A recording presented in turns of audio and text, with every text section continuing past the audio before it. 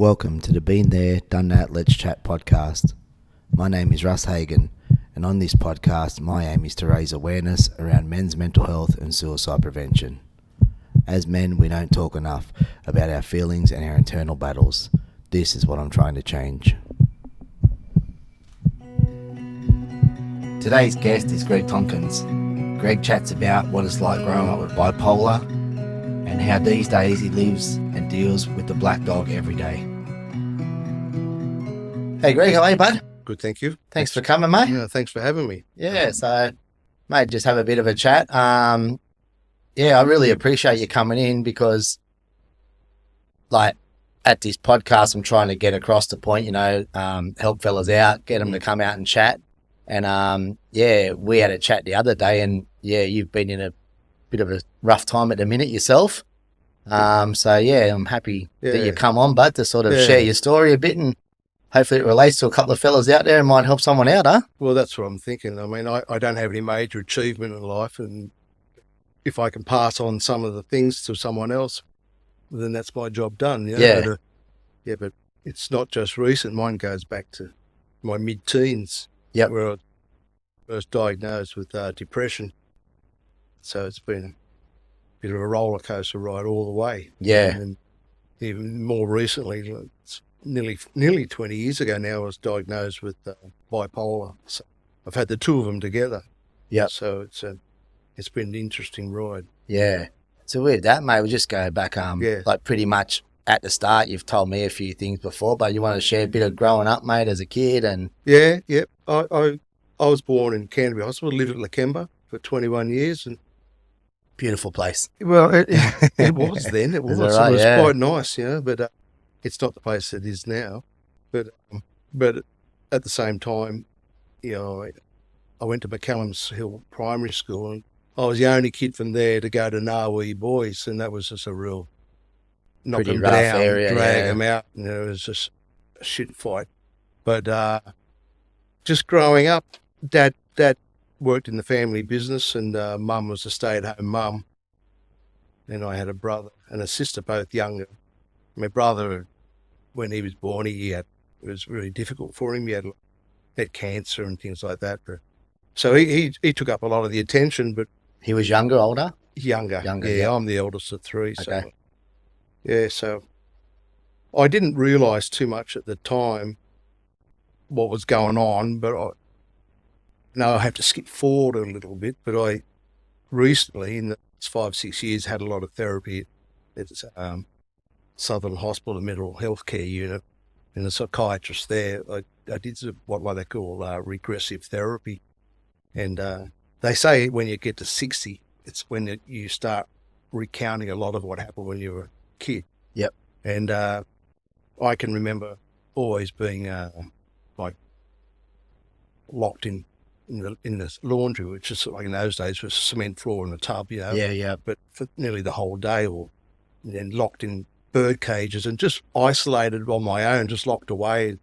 And your parents did that? Well, was that to reprimand you, or like were you naughty? Or Well, I was that couldn't. just No, I not- didn't can't think remember. of it. Dad was at work. Yep. And it was Mum really who ripped into me. And Yep. before I wasn't locked away, I was getting probably hit with the belt or a stick, Yeah, So, yeah. but then all the love and attention would go across to the siblings.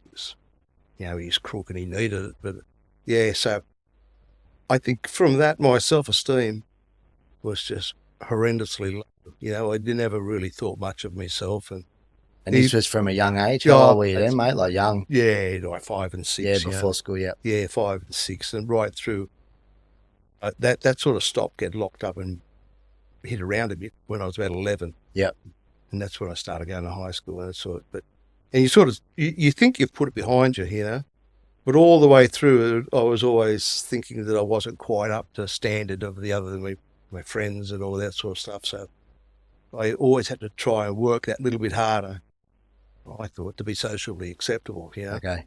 And when I got to the teens, that would mean like going to the gym. Yep. And trying to improve myself physically, just to draw some attention to myself. Yep. Even though I couldn't see at the time, in hindsight, That's how it was all working. Yeah. But even I've been married twice now. My first marriage, and principally she's a good woman, but I think it was always a 70-30 relationship, where I was forever scraping and being the minor partner in the relationship, and it was difficult that way as well. Yep. So, so then... Do you think that was the case, or is that how you felt because of the way you grew up, or just it was the case too? Look, I think it's a good question, really. I think it was the case. Yeah. I was always so insecure, and I used to get pretty jealous too, if we went out somewhere, because I thought she was a great sort, and I thought, fuck, I'll probably struggle to hang on to her, You thought you were lucky to have her? Yeah, and that sort of stuff. So, that a lot of times that wouldn't end nicely either. Yeah. It would end up in a blue here and there. Yeah. But that I was married for 10 years, and that wound up. And I just stayed single for a real long time. But that's when it all sort of kicked in pretty heavy duty. Yeah. With the depression, and I found myself... it's just like everyone's bodyguard, like everywhere I went, because I'd rather have a blue than a hot breakfast, in those days. Yeah. And we're in that area growing up. That's what everyone did. Everyone did. And then school was no better. Yep. And so finally, when I found out they had the bipolar, it sort of answered a lot of questions too. Yeah. So, and my sister had it, and she was pretty unhinged, my sister. And by this stage, I'd started working in Singapore. And I'd get a lot of phone calls from her saying, Greg, I'm in the shit, I've been drinking a lot and I owe money. What do I do? And, it's over the phone. And I'd say, well, how much? And she'd tell me, and 10 grand or something, she's got to give it to the public, and all. They're going to come and get her, and people are banging on the door. Through like gambling or drinking, drugs, whatever? Gambling. Just gambling. Yep. So, being in Singapore, there wasn't much I could do. I couldn't send home money all the time to cover these, but I was lucky enough that I'd worked at Mickey Moreland's, and he's passed on now, so I don't use his name, but Harry Eden was there, and I used to help Harry up there a bit. And he was? Well, Harry Eden was at the time like Jack Gibson's bodyguard. Oh, okay. He was a bit of a naughty boy. Yep. A bookie. Yeah, okay. Supremely fit. Used to play first grade for St. George. So and he was like up to no good and heavy. Yeah. A lovely bloke, as they most of them are. Yep. But working at Mickey Moreland's, I'd always get the coppers come in, say, Harry Eden, he says he's been here all night. And I'd say, yeah, he has. He's been here all night. And they said, well, how do you know that? I said, well, he only drinks, he's in a Coke. He doesn't like the post Coke. He wants it in a can. So he'd come out every half hour and buy a can of Coke. Yeah. So I'd know he's here all night. And go, oh, fair enough. Then Harry would come out at the end of the night and say, Greg, he said, you saved me. Thanks very much, brother. Yeah, and he signed a coaster. If ever you need anything, let me know. Okay. So I used to take him up on favours. He used to go sort my sister out that, Oh, when she owed all the trouble. Help her out. So, later on in life, my sister took her own life. She went to New Zealand to do it. Oh, wow. Because of the bipolar. It was too much for her. And how old was she then? 34. And husband, kids? No kids. She was bipolar. You are the best of the best and the worst of the worst all in one. And she was actually married 5 times. Yeah, wow. Yeah, it's unbelievable, But so bipolar, really, you get really high highs, do you? And then really low lows. Highs. You can do anything. And you can do it. You can go from that high to really low in the same day, same or same week. Same week. Same week. Yeah. You'll have a period of highs where you go around buying everything. Yeah. Buy everything. Think of great ideas, business ideas. Jump in. Yeah. Think of a bright future. Why isn't anyone else saw this? Oh, look at you on fire. Oh, wow. You go out and buy everyone drinks, and it's just, everything was great. Be the man. Then you hit rock bottom. And what's that feel like? Complete opposite. No tomorrow. Yeah. And then what do I do? No hope, no future. No. And why am I even here and all that sort of stuff. Yeah. And when your sister took around, like, how was that for you? Like, obviously hard, but did that make you think of more of what you've got, or you looked into that more or not? this was some time ago. She took hers, and it was just before I'd found out that I had bipolar. Okay. But depression was kicking me around by then. I was working in Singapore. So when I came back, like I was the biggest prick in the world to the family. So this is after you've been divorced? Yes, I've been divorced. Okay. So I was over there on my own. Yep. And I came home. Actually, I'd met Grace by then. Yep. And we were in Singapore, and I came home, and as I say, I was like the real prick of the family because by their perception, I'd done nothing to help my sister. Okay. I did nothing to help her at all, but they didn't know behind the scenes I've been getting like blokes like Harry to help her out, to go and help her out when they wouldn't have a clue about these people. Yeah, they played in the front yard and I played in the backyard. Yep. I knew these guys, they didn't. That was hard, copping all that criticism that I didn't do anything to help her. Yeah. And that's when you started to spiral down a bit. A lot from then. Yeah. Just and you're what it is? How old are you at this time? Oh. Roundabouts. Mid 40. Okay. Yeah. About, I'm 64 now. Yep. Yeah. So. Okay. So this that's a. I used to think, things didn't bother me too much. Like my oldest daughter and one of my sons from the first marriage, like my daughter, and I don't really know why she doesn't talk to me anymore. He lives in Cronulla. Yeah. But they don't talk. And, I found out on social media that she'd got married, Oh, wow. And she was having a baby, and that was down the South Coast, and I didn't even know about it. I wasn't even invited, And I'll say, that doesn't worry me. I think it does. It does deep down. Definitely. It does, and that things like that. Yeah, and maybe at some stage through the syndromes of bipolar or depression, or maybe I've said something I shouldn't have. I don't know, but I don't know. I can't think of any reason why. So you could have said some nasty stuff to them, and you don't. I don't think I did that. Yeah, but if I did, I've apologised. Yeah. But I don't think I did. Yeah.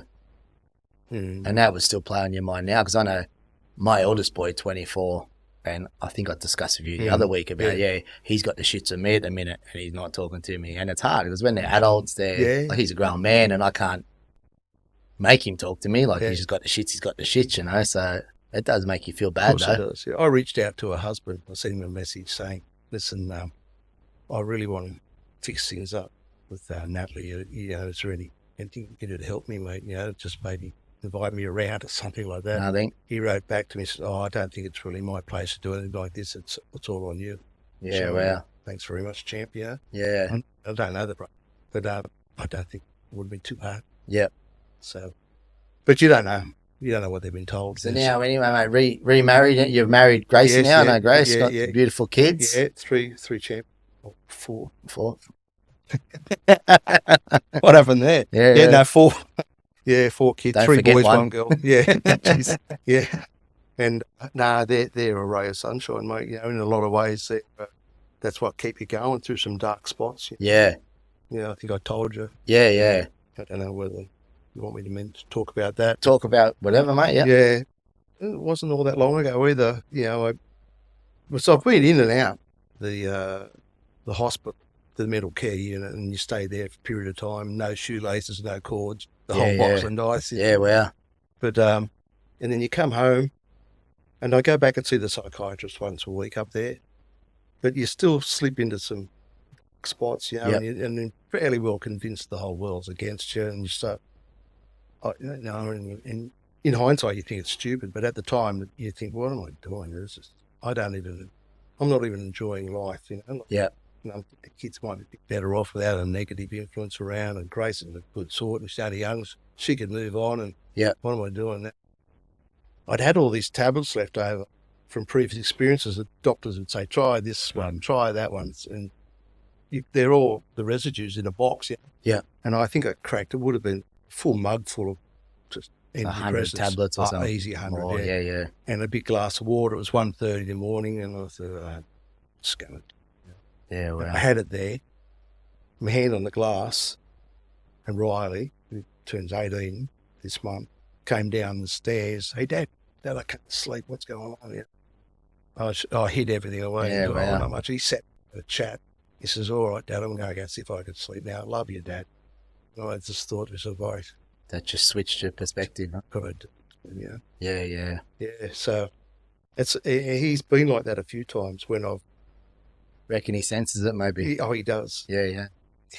He told me once. I went for a walk and I went down around South Cronulla up on the Esplanade. I've got a seat up there that's sort of my centre of the universe. And Yep. I'll go there any old hour in the morning and I sit there and I can just think about things and watch the moon on the water, all that. Yep. And I was just going to go for a walk, but I just felt very negative. You know, I really thought I wasn't going to be walking home again. Yeah. Yep. But it turned out that he sensed that. He followed me. I didn't know, but he was 200 metres behind me the whole way. Just checking in. Yeah, checking in. Yeah. And then at his school, they had at Endeavour, they have like growth sessions where you can come in and everyone is supposed to bring up a subject that is close to them. They would have trouble telling anyone else, you know. So Yep. close quarters, just the footy boys and they're Yeah. close. And Which is good for young blokes, I think. yeah, I think so too. And he in front of a couple of the teachers, he told them a story how he followed me, you know, and he was worried about me and That you might do something. Yeah, he thought I was going to do something about.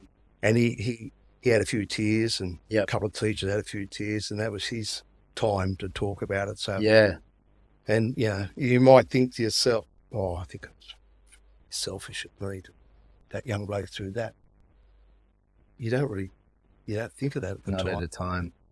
And have you chatted to Riley about it? No. So this will be the first he hears of it? Yeah, no, I will go home today and tell him before he gets a chance. Yeah. Yeah, but I meant to do it last night, but he stayed at a mate's place overnight. So And that's going to be a tough conversation, eh? Because we're very close. Yeah. And I can talk to him like a mate. Because I remember, like with my story when it come out, and I was the same. I'd done my website, it hadn't been put live, but I had my whole story up there, like how I molested as a kid, trying to kill me, whatever. And my kids knew nothing of it. I hadn't told anybody, I hadn't told the kids. And I remember Charlie at the time, she was, Cheeks would have been probably 12, almost 13. Yeah.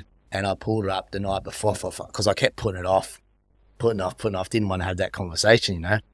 And I said, Cheeks, like, Dad's got his website coming out tomorrow. She said, yeah, Dad, I'm proud of what you're doing, but didn't really know what I was doing. Yes. And then, I said to her, like, I got to tell you some stuff, or do you want to go and read it? Because you can get on the site, but not live, you know. She goes, I'll just go and read it, Dad, myself. You know, she come out crying, and it was so hard. And that was the hardest person I've sort of had to deal with, you know, when I said that. So, but that'll be good that you tell him, I think, mate, because from that day now, all my kids pretty much talk pretty freely with me because they, you know, I've talked about my shit that's going on and the stuff ups I've done and whatever. So I think it helps them to chat with me too now, you know. Yeah. So I think it'll be good for you to have that chat with Riley. Well, I've got to tell him. Yeah. The other kids, there's no secrets in Cronulla, you know that, eh? Yeah. Someone's going to say, I saw your old man on a podcast. You should look at it. Yeah. But I'll have to talk to them as well, yeah. But I think it'll be a good thing. Oh, well, that's the idea of coming here. Well, that's it. I know sometimes when I go into like a remission in a bit of a shell, I find it really hard to talk to people. And I still want to go places. I will just sit maybe 50 metres away on my own. Yeah. And selfishly, I'd like to chat to neighbours. I don't want people to think I'm a rude prick, you know. Yeah. And they might, and I wouldn't blame them if I did. You go to the football, everyone's having cans watching the kids, and I'm on the other side sitting in the chair all by myself. Yeah. It's not because I think I'm any better or being rude. Just don't feel like socialising. Just can't do it. Yeah. No, just can't. Well, that's what you said when you reached out. Man, I'm glad you reached out, mate, because I think you listened to the podcast and you texted me probably 3-4 weeks ago now. Yeah. And that's a surprise too. That's why I try and tell people as well. Like, you don't know what people are going through, you know. No. And when you text me, like, shared a few details, and I thought to myself, fuck, like, I thought, I didn't know you were having these troubles, you know, so you don't know. And then I'm glad you did, but because now we have a chat and come on here, help some other people out, and I hope that's helping you, hopefully. Yeah, I think it'll help me. And already, you'll think I'm pissing in your pocket, but the blue Gopers has been fantastic. Yeah, and I've been told this for the years, boys. come down, it'll be great. You know, whatever. I don't think I can do that, but it's still got that low self-esteem, and I feel so unfit. I feel embarrassed to be myself in front of people. We're all unfit, mate. Don't worry about it. Yeah. None of us look good in the budgies. Well, and then I looked at Bob, and I Or a thought, no, I couple can do do. that. Yeah. No, but honestly and sincerely, it's look forward to every morning. I'm there, first one there, 5:30. Yep. And the blokes that come in, and I don't want to mention names, but Sean, mate, what a character. Yeah. I just walk away laughing. Yeah. Like, hey, It cheers you up for the day, huh? He does. Yeah. And Pato, there's some lovely Paddy, lovely blokes. I can't remember all their names, but it's like they know that you need it. Yeah. But they don't. But it's like they know. They know. Yeah, but at least this way we'll get it out there a bit. I've been reading up lately, and on average, 7 men commit suicide every day in Australia. That's just in Australia, yeah. In Australia. Yeah. It's something like, statistically, it's from the Australian Bureau of Statistics, it's only 8.6 people every day. But of that, 75% of them are men, and it equates to nearly 7 a day are men. Too many. And I could see, I could see how it happens, Yeah. very easily. Yeah. Very easily. So if we can talk someone or let someone know that, he seems like a normal sort of a bloke and he has a bit of a laugh. That's how I am, but I cry all night. Maybe they come up to one of us or individually or off-site, and have a chat. Yeah. And then come down and have a swim. And well, that's the point of it, to try and get out there and get blokes to talk. Mm. So where you at now, mate? I know you're still going through your therapy, and what's the next steps for you? Still have your shit days, obviously. Oh, yeah. Yep. But are you feeling a bit more positive, or you have some days you do, some days you don't? Yeah, it's still, like medically and chemically, I still have unhinged days. Yep. But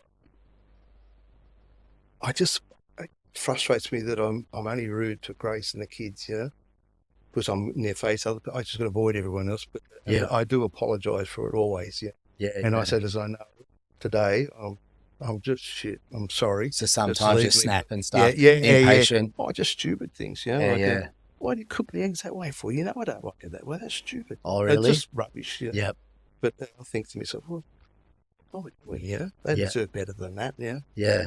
But I'm getting better now, and I'm going to it's Spot. It's called Spot at the hospital, and it's suicide prevention outreach team. Okay. And they're awesome.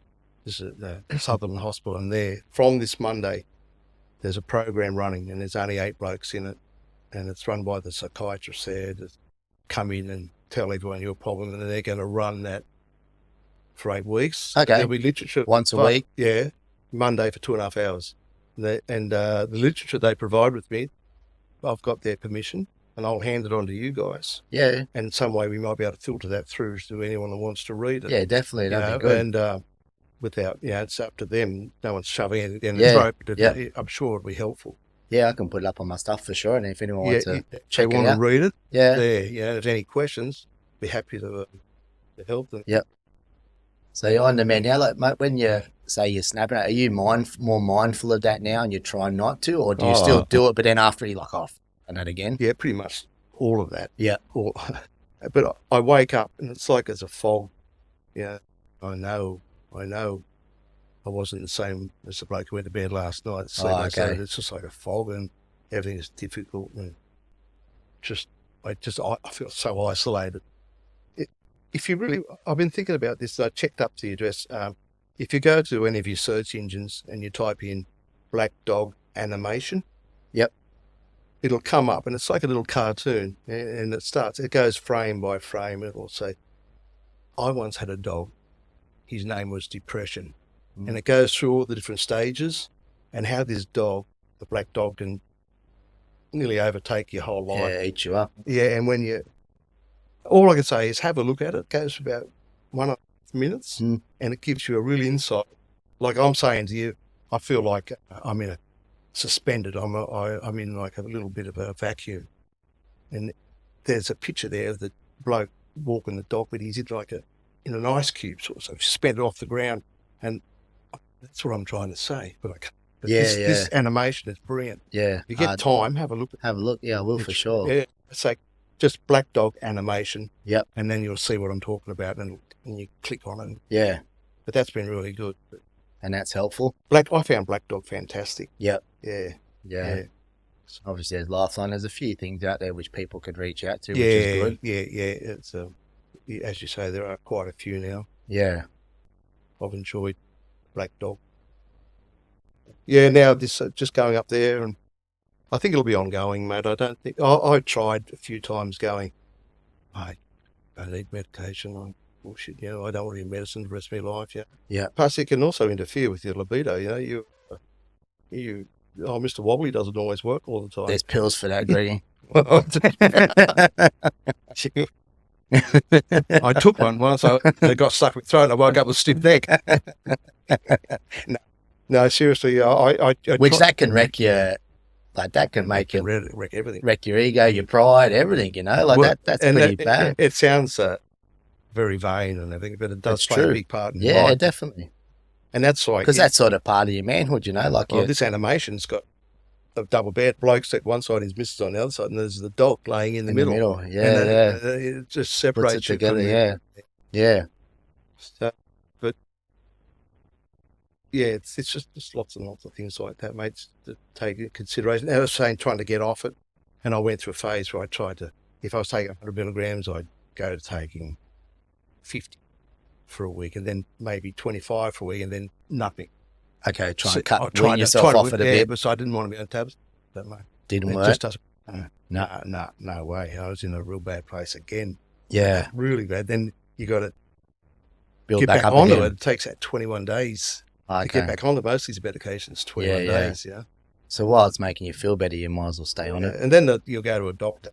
I found out that I was to the GP, and he says, "How you feel?" So that flashed, to be really honest. And he said, "What's your medication now?" And I'd say, 100 milligrams is Zoloft. And he said, he'd look it up on bloody Google or something and say, "Oh, you could take a lot more. Why don't we put your dosage up?" "I think you should." I said, "Oh, okay." Well, yeah. And you'd go up in dosages and with no result. Then you go see your psychiatrist. "Don't do that. Try this one," yeah. Yeah. And you're trying the different tablets, and I haven't really found one that was just right. Perfect. And this is over 20, for depression since I was mid-teens. Yeah, well, I've been on medication. Yeah. It's 15s, yeah. I think, mate, I think the best thing now is that you're talking about it now. Oh, absolutely. I think that's great. Like, that's massive improvement. And yeah, on the way up, mate, stay positive. Oh, absolutely. Gotta stay positive, and good luck with the chat today, mate, with the young bloke. Yes. I reckon I'll go well, but I think that'll be another big step as well, you know. He knows that I have depression. He knows I have difficulties. He just doesn't know that he was the full story. That's saved, yeah. So, but I'm looking forward to it. And I've got a good relationship with him where we're pretty open and honest with those things. Yeah. Which can be scary for an 18-year-old. Yeah. Me listening. Well, listening stuff. Enough, mate, already. Knowing something you Is don't there a want to girl hear. involved, so I don't want to know anymore. Yeah. No, but that's good, mate. Well, thanks very much for coming on, Greg, and sharing your story. Thanks for the opportunity. And, yeah, mate, I can definitely going to help someone out there and stay positive, bud. Yes. You're a good man. Thank you. And good luck with it, bud. Thanks for coming. Thanks, Bob. Thanks, mate. Thank you. Thanks, everyone. Thanks, Reggie. No, thank you. Mate.